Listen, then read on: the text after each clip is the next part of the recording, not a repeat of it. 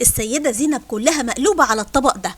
رحت اشوف ايه الموضوع، اصلها مكرونة بالصلصة يعني، بس كلام في سرك، هما بيعملوا تركاية ولا عمرك لا انتي ولا انا عملناها ابدا. حلة عندك حلوة كده فيها 3 معالق كبار من الزيت، بصلاية كبيرة تكون عندك كده مقطعاها بالشكل ده، تفضلي تحمريها لحد لما تاخد اللون اللي انت شايفاه معايا ده. وبنفس الحلة معلقة كبيرة من السكر، وتفضلي تقلبي في السكر لحد لما يتكرمل ويوصل معاكي للشكل اللي انت شايفاه معايا ده. تنزلي بالصلصة 3 معالق كبار من الصلصة وعليهم كوباية من الطماطم الفريش، وقلب.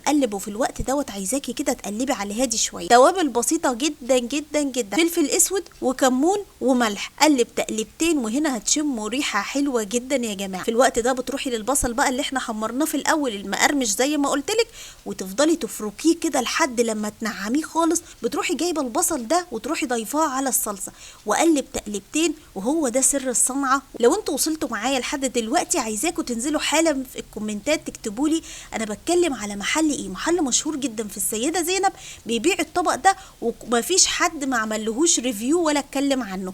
هتقلبي تقلبتين وتنزلي بالمكرونه من غير ما تصفيها، وهتبقى معاكي بالشكل ده. اول لما بتنزلي بالمكرونه بتقفلي النار خالص، وهي كده بتكون جاهزه. طريقه مميزه جدا، ودت المكرونه اللي بالصلصه العاديه اللي كلنا متعودين عليها في حته تانية خالص.